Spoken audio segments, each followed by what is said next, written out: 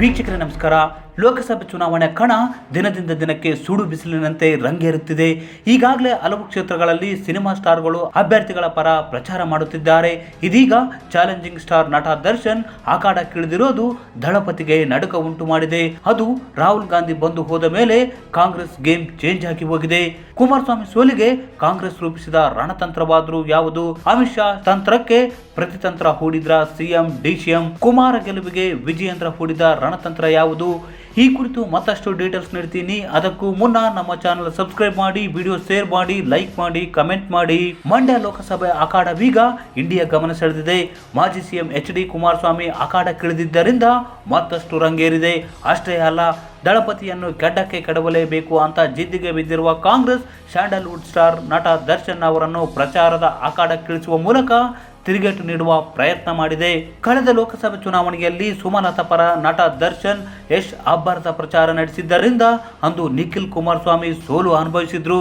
ಇದೀಗ ರಾಹುಲ್ ಗಾಂಧಿ ಕರುನಾಡಿಗೆ ಬಂದು ಹೋದ ಮರುದಿನವೇ ಕಾಂಗ್ರೆಸ್ ದರ್ಶನ್ ಅಸ್ತ್ರ ಬಳಸಿದೆ. ಮಂಡ್ಯ ಹಾಲಿ ಸಂಸದೆ ಸುಮಲತಾ ಬಿಜೆಪಿ ಸೇರಿದ್ರು ಇನ್ನು ಪ್ರಚಾರದ ಕಣಕ್ಕೆ ಇಳಿದಿಲ್ಲ. ಸಂಸದೆ ಸುಮಲತಾರನ್ನು ಅಮ್ಮ ಅಂತಲೇ ಕರೆಯುವ ಚಾಲೆಂಜಿಂಗ್ ಸ್ಟಾರ್ ನಟ ದರ್ಶನ್ ಇದೀಗ ಮಂಡ್ಯ ಕಾಂಗ್ರೆಸ್ ಅಭ್ಯರ್ಥಿ ಸ್ಟಾರ್ ಚಂದ್ರು ಪರ ಅಬ್ಬರದ ಪ್ರಚಾರ ನಡೆಸಿದ್ದಾರೆ. ಆದರೆ ಬಿಜೆಪಿ ಸೇರ್ಪಡೆಗೊಂಡು ವಾರ ಕಳೆದರೂ ಸುಮಲತಾ ಎನ್ಡಿಎ ಅಭ್ಯರ್ಥಿ ಎಚ್.ಡಿ. ಕುಮಾರಸ್ವಾಮಿ ಪರ ಪ್ರಚಾರಕ್ಕಿಳಿದಿಲ್ಲ ಮತ್ತು ರಾಜ್ಯ ಹಾಗೂ ಕೇಂದ್ರದ ನಾಯಕರು ಹೇಳಿದರೆ ಮಾತ್ರ ಕುಮಾರಸ್ವಾಮಿ ಪರ ಪ್ರಚಾರ ನಡೆಸುವುದಾಗಿ ಹೇಳಿದ್ದಾರೆ. ಈವರೆಗೂ ಪ್ರಚಾರಕ್ಕಿಳಿದೇ ಮೌನವಾಗಿದ್ದಾರೆ. ಇದರ ನಡುವೆ ಕಾಂಗ್ರೆಸ್ ಅಭ್ಯರ್ಥಿ ಪರ ದರ್ಶನ್ ಪ್ರಚಾರಕ್ಕಿಳಿದಿರುವ ವಿಚಾರ ಈಗ ಕುತೂಹಲಕ್ಕೆ ಎಡೆ ಮಾಡಿಕೊಟ್ಟಿದೆ. ಮತ್ತೊಂದು ಕಡೆ ಎನ್ಡಿಎ ಅಭ್ಯರ್ಥಿಗಳ ಗೆಲುವಿಗೆ ಪಣ ತೊಟ್ಟಿರುವ ಬಿಜೆಪಿ ರಾಜ್ಯಾಧ್ಯಕ್ಷ ಬಿ.ವೈ. ವಿಜಯೇಂದ್ರ ಸುಮಲತಾ ಅವರನ್ನು ಮಂಡ್ಯ ಸೇರಿ ಇತರ ಕ್ಷೇತ್ರಗಳಲ್ಲಿ ಪ್ರಚಾರಕ್ಕೆ ಆಗಮಿಸುವಂತೆ ಮನವಿ ಮಾಡಿದ್ದಾರೆ ಎನ್ನಲಾಗಿದೆ. ಈ ಮೂಲಕ ಕಾಂಗ್ರೆಸ್ಗೆ ಸೆಡ್ಡು ಹೊಡೆದು ಹಳೆ ಮೈಸೂರು ಭಾಗದಲ್ಲಿ ಅಧಿಕ ಸ್ಥಾನ ಗೆಲ್ಲುವುದಕ್ಕೆ ಪಣ ತೊಟ್ಟಿದ್ದಾರೆ. ಮತ್ತೊಂದು ಕಡೆ ಶಿವಮೊಗ್ಗದಲ್ಲಿ ಸಂಸದ ಬಿ.ವೈ. ರಾಘವೇಂದ್ರ ಶಕ್ತಿ ಪ್ರದರ್ಶನ ಮಾಡುವ ಮೂಲಕ ಬಂಡಾಯ ಅಭ್ಯರ್ಥಿ ಕೆ.ಎಸ್. ಈಶ್ವರಪ್ಪ ಅವರಿಗೆ ಸೆಡ್ಡು ಹೊಡೆದಿದ್ದಾರೆ.